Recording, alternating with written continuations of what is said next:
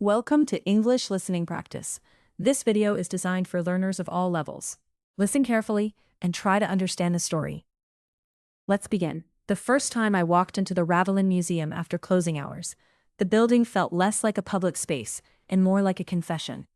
The galleries were empty, yet the air still carried the day's fingerprints, perfume, dust, the faint metallic tang of the security gates. I had been hired as the museum's communications officer, a title that sounded cleaner than what it often meant, polishing complicated truths until they shone. On my second week, the director, Mariette Valdez, asked me to join her for a quick review in her office. Her door was always half open, as if transparency were a habit rather than a performance. She slid a folder across the desk, its tab marked with a donor's name everyone in the city knew, Kestrel Holdings. "We're unveiling the Gilded March next month," she said, tapping the folder with a nail painted the color of dried wine. Kestrel is sponsoring the conservation, the catalog, the whole public program. They want a stronger narrative. Something hopeful. I opened the folder and found the draft press release I'd written the day before. It was careful, factual, almost shy, a 19th century painting rediscovered, restored, and contextualized, with notes about the unrest during the era it depicted. A curator's truth. Mariette's version was beside it. The painting was no longer a document of tension and inequality. It was a celebration of civic unity. The factory smoke in the background became the dawn of progress. The soldiers' bayonets were a ceremonial guard. I looked up.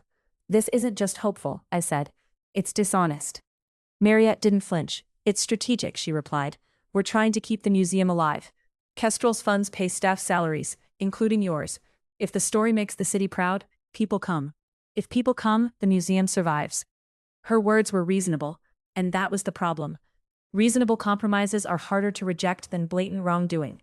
I thought of my mother, who used to say that integrity wasn't a single heroic act, but an accumulation of small refusals, the kind nobody applauded. After the meeting, I walked through the glass corridor, a passageway connecting the museum's old wing to the new. At night, it reflected you back from every angle, multiplying your outline until you couldn't be sure which one was real. I paused beside the portrait of the museum's founder, a philanthropist who had made his wealth in shipping. There was a plaque beneath his painted smile. He believed art belonged to everyone. It didn't mention the dockworkers who had died on his ships. At home, I reread the sponsorship contract. Buried in the legal language was a clause about brand alignment and message approval. It was a leash. I could already imagine the launch event. Glasses clinking, speeches about shared heritage, and my words, my sentences, serving as a velvet curtain drawn over a harsher reality. The next day, I met Armin Sayeg in the conservation studio. Armin was the museum's lead conservator, a man who spoke softly, as if loudness might disturb the paint layers. "Have you seen the new release?" he asked without looking up from the canvas. He was retouching a crack with a brush so thin it seemed like a single hair. "Mariette wants changes," I said. He smiled, but it was a tired expression. "Of course she does. Donors want their money to feel moral." I hesitated. "Does it bother you?" Armin set the brush down with deliberate care. "When I clean a painting, I remove grime, not history. But people love a restoration that restores comfort." His words hit me harder than an accusation. He wasn't telling me what to do. He was simply describing the ecosystem we were both feeding. That week, the pressure became a steady rhythm. Kestrel's PR consultant called daily, suggesting adjectives like they were harmless seasoning, uplifting, unifying, timeless. Mariette forwarded emails with one-line instructions. Make it warmer. Avoid conflict. Emphasize resilience. Each message asked me to blur a boundary, then another, until the original meaning was barely visible. I began to sleep badly.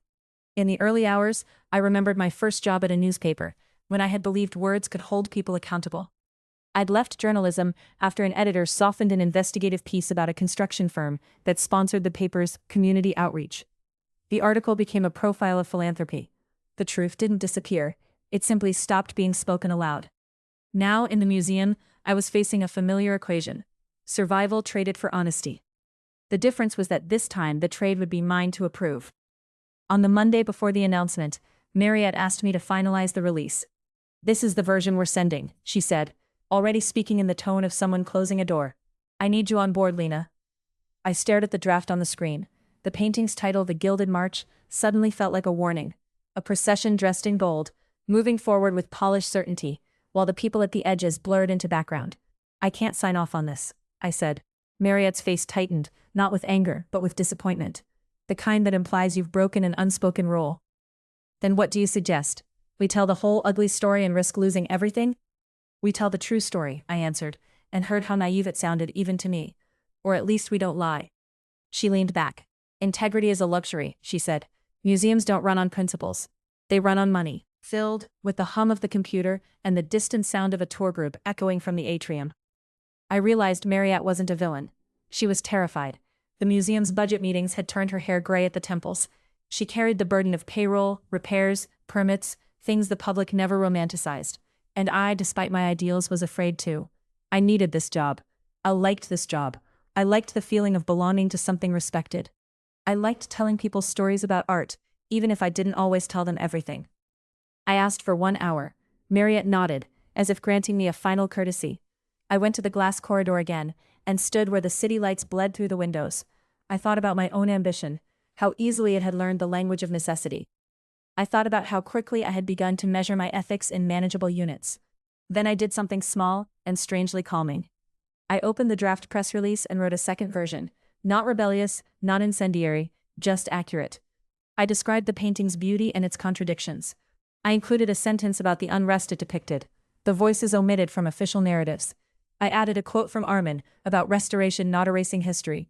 And at the end, I included a line: we invite visitors to consider not only what is celebrated in the frame, but what is obscured beyond it. I sent my version to Mariette, and in the same moment forwarded it to the curatorial team, ensuring it existed outside a single inbox. It wasn't an exposé. It was a refusal to varnish the truth. Mariette called me 10 minutes later. Her voice was controlled, but I could hear the cost of it. You've made this difficult, she said. I know, I replied, surprised by the steadiness in my own tone. But I'd rather be difficult than complicit. There was a pause long enough for me to imagine the outcome: termination, blacklisting, quiet professional exile. Then she spoke again, softer. Leave it with me, she said. No promises. When I hung up, I didn't feel triumphant. I felt exposed, like a painting stripped too quickly. Yet as I walked back through the corridor, my reflection didn't multiply into strangers. It stayed singular, imperfect, and somehow clearer. Whatever Mariette decided, I understood something I had avoided for years. Identity isn't what you claim in interviews or write in mission statements. It's what you protect when protecting it has consequences. Thank you for listening and practicing English with us. If you enjoyed this video, please like, subscribe to the channel, and share it with your friends.